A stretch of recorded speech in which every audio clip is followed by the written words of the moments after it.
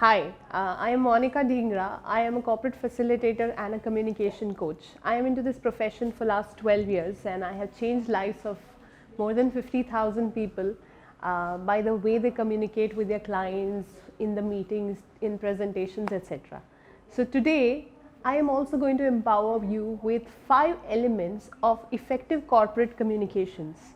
When you use these elements in your communications in your corporate life, you will see the change that will come in the way you speak to different people through different channels. Okay, now I want to introduce you to one very nice and my favorite sentence, and that sentence is, you cannot not communicate. Can you tell me what do you understand by this sentence, you cannot not communicate? It's very simple. You have no other option but to communicate. So we are social beings, and being in a society, we have no other option but to communicate with each other. Okay, and it cannot be necessarily through words that we speak, but it can be through different mediums. It can be through your body language, through your expressions, anything. But then the sentence that you need to remember is, you cannot not communicate, right?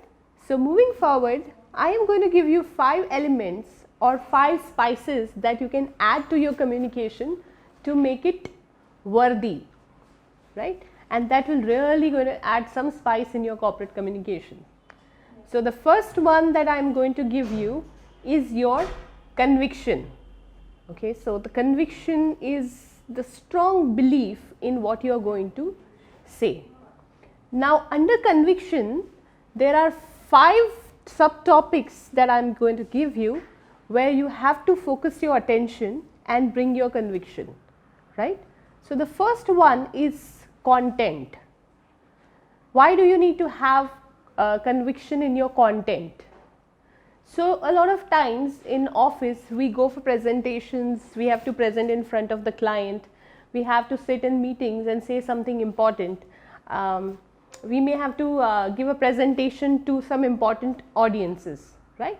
And a lot of times we already know what we need to say or we need to speak, okay, and we do have the conviction. However, there is a lack of preparedness, which means we forget to structure it. So we do not really take a diary and take the pains to write it in a structured format as to where my introduction will be, where my body will be, and what will be my conclusion.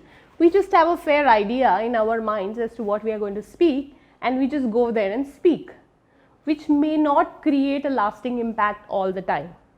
So my request or my suggestion to you would be to bring conviction in your content by the way of research, asking questions to the expert in your area, and then making a step-by-step note of what you are going to speak and when. And then you should be ready to change it according to the situation. So for example, if you are presenting something, you need to be already ready for the audience's question. So there goes your content. Second one is the audience. So you need to have the conviction about the right audience. If the audience is not right, your communication is of no use. Let's take the example. You are not happy with something your senior did in the office, okay, and what you are doing in turn is going and telling your friends about what this person has done to you, and you are not happy about it. Is it going to help you in any way to solve your case with this person? Really not. So what you need to do is either go and talk to this person directly and solve your problem, or maybe choose a mentor who can do it between the two of you, okay. So if the audience is not at all right, your communication or your conversation is of no use. You can do it casually when you are with your friends. You know, we normally like to gossip when we are with friends. We want to talk to one person about the other person, but we need to avoid this when we are in companies in terms of corporate communications. Okay, so that was your second one under conviction. Third one that I have is the time. Is it the right time to communicate what you want to communicate? Let's take one more very interesting example here. So let's take Seema, okay, who is the manager, and Astha, who is a subordinate, right?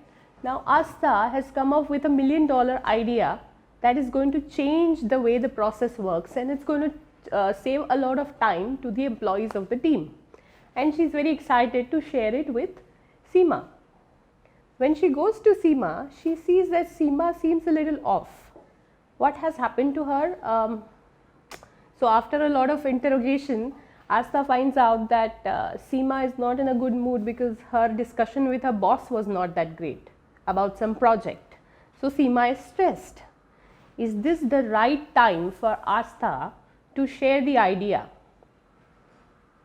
I believe not. So Astha has to wait and make sure that Seema feels all right mentally, emotionally, and then go and share her idea. And that is going to create a lot of impact. If she shares it right now, she will not get the response that she is expecting, and in turn it will spoil the mood of both of them. So right now it's only Seema who's not in a good mood. Now there will be one more person who will join the team, right? So the three things that we talked about were your content, your audience, and the time. Now the fourth one I want to talk about under conviction is the location. Is this the right place that you have chosen for your communication? So for example, you are not very happy with the review that your boss gave you, okay? So at that time you just got out of the room, but later on you thought about it and you thought about talking to him once again and discussing the issues that you had about the review that you got from your boss. So you just found him in the cafeteria sipping coffee. You just go up to him and say that, hey, I want to talk to you about the review. I'm not very happy with the kind of review I have got, and I think I should have gotten something higher. Do you think this is the right place to discuss this severe topic that you're talking about? If it was something where you're planning an office party or something, that was probably okay place, you know, chatting over a cup of coffee or in the cafeteria about this. However, when you're talking about your performance appraisal, the most appropriate place would be the meeting room. Hence, you need to make sure that the location where you're having a particular conversation is the apt for the situation.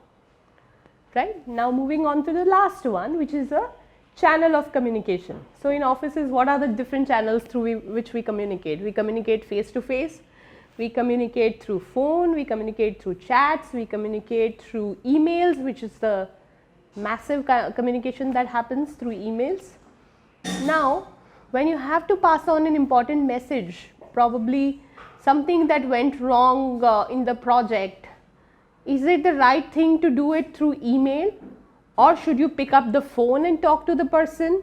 Should you chat with that person and call them to your seat and then discuss? That is a very important call that you need to take before starting a communication, because you do not want to mess up with the channel of communication. Otherwise, the impact that you are expecting would not be the right one as well. So my friends, we talked about the very first spice or the element, which was conviction. Under conviction, we talked about 5 major aspects that you need to make sure that are right while communicating. So let's repeat them very quickly. One is your content, one is the audience, the third one is your time for communication, the fourth one is the location, and the fifth one is the channel of communication. If you take care of these 5 things under conviction, you will get a lot of conviction while you are speaking in the organization.